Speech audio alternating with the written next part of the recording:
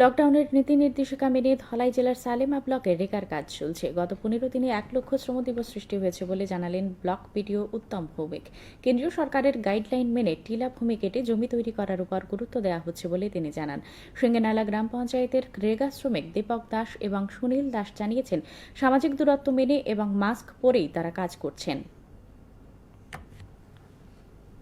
বর্তমানে করোনা আবহে এবং যে লকডাউন চলছে তার মধ্যেও আমরা শ্রম দিবস সৃষ্টি করে যাচ্ছি। গত 15 দিনে আমরা 1 লক্ষেরও বেশি শ্রম দিবস সৃষ্টি করার জন্য কাজ চালিয়ে যাচ্ছি।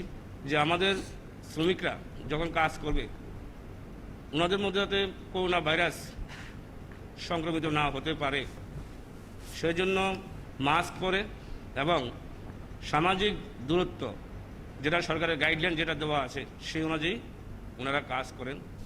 আমরা গরিব মানুষ, আমরা কাজ টাজ করে ভাত খাই। এই লকডাউনের সময় সরকার আমাদেরকে রেগার কাজ দিছে এবং আমাদের অ্যাকাউন্টে টাকা ঢুকতেছে। এই টাকা তুললে আমরা কর্মসূচি খাইতেছি এবং সামাজিক দূরত্ব বজায় রেখা এবং মাস্ক ব্যবহার করে আমরা আমাদের কাজ করতেছি। তার জন্য সরকারকে ধন্যবাদ জানাই। আমি প্রথমেই সরকারকে ধন্যবাদ জানাই যে এই দুঃসময়ে যে শ্রমিকটারে আমরা যে কাজ দিছে এই কাজে আমরা যেমন অর্থ রোজগার হইব, আমরা উপকৃত হব,